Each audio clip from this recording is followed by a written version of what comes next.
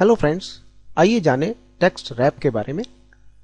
Text rap कैसे काम करता है कि जब भी हम जिस ऑब्जेक्ट पे टेक्स्ट रैप देना चाहते हैं, जैसे हमने इसे यहाँ पे हमने पोजीशन कर लिया, इसे बड़ा कर दिया, अब हमें इस पे टेक्स्ट रैप करना है और ये टेक्स्ट उसी हिसाब से अपने आप मूव करेगा। जैसे हमने इसे सेलेक्ट किया तो यहाँ पे हमारे पास 3 यहाँ पे है इफेक्ट और 3 या 4 यहाँ पे हमारे पास इफेक्ट हैं। हर इफेक्ट का एक अलग रूप है। जैसे कि टेक्स्ट फ्लो लेफ्ट, अगर हम ये वाला ऑन कर लेते हैं तो इसमें क्या होगा कि यहाँ पे लेफ्ट जो है सिर्फ वहां पे टेक्स्ट रैप होगा, लेकिन जैसे ही हम इसको इधर लेके आते हैं तो इधर की तरफ, राइट की तरफ कुछ भी नहीं होगा, लेफ्ट की तरफ ही इसका टेक्स्ट मूव होता रहेगा। ये देखिए, अब हमारे पास टेक्स्ट फ्लो है राइट। राइट में इसके अपोजिट होता है, आपके इधर टेक्स्ट फ्लो करेगा, इस तरफ नहीं करेगा। इसीलिए सबसे ज्यादा पॉपुलर है स्ट्रेडल। स्ट्रेडल में ये फायदा होता है, आप इसे कहीं पर भी रखें, अब हमारे को कोई परेशानी नहीं है, टेक्स्ट उसी हिसाब से ऑटोमेटिकली फ्लो करने लगेगा। तो जिस ऑब्जेक्ट को आप ऊपर इसे जरूर रखें, शिफ्ट पेज अप करके रखें, और इस पे जब आप टेक्स्ट रैप अप्लाई करेंगे और अप्लाई में भी स्ट्रेडल कीजिएगा।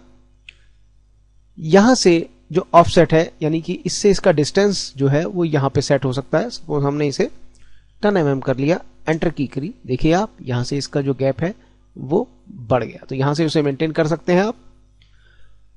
पिक्चर्स के लिए आप जब पिक्चर्स लेके आते हैं, देखिए इस वक्त पिक्चर्स कैसे है, रेक्टेंगल फॉर्म में है, ये कटआउट के रूप में नहीं है। तो ऐसे में ये हमें पिक्चर जो मिलेगी जब हम इस पे टेक्स्ट रैप लेके आते हैं, तो चाहे स्ट्रेडल दे दीजिए चाहे कुछ भी दे दीजिए, इस पे कोई असर नहीं होगा। उसके लिए हमें एक ट्रिक आजमानी पड़ेगी। देखिए हम आपको बता देते हैं।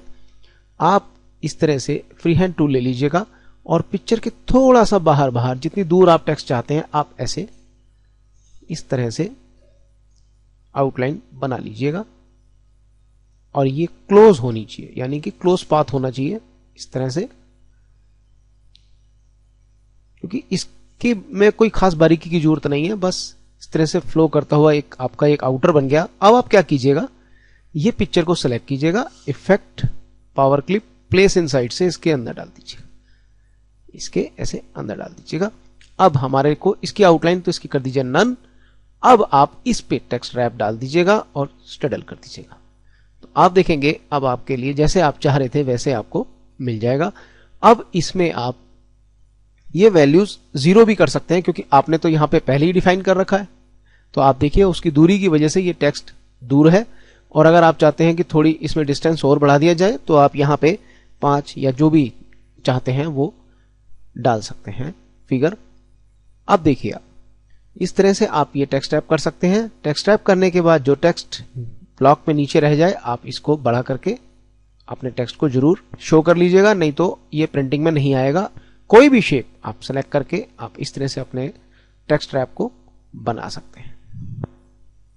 ये आप देखें कि अब इसमें कौन सा हमने इफेक्ट डाला है, तो आप यहां से क्लिक करके देख सकते हैं कि ये स्ट्रेडल है और कॉन्टूर वाला है।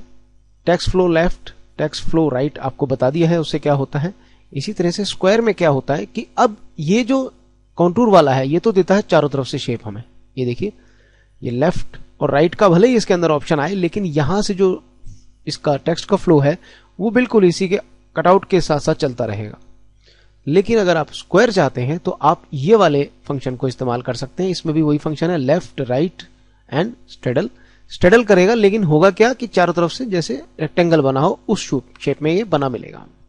तो इस तरह से आप टेक्स्ट रैप कर सकते हैं और अपनी मैगजीन में 4 चांद लगा सकते हैं।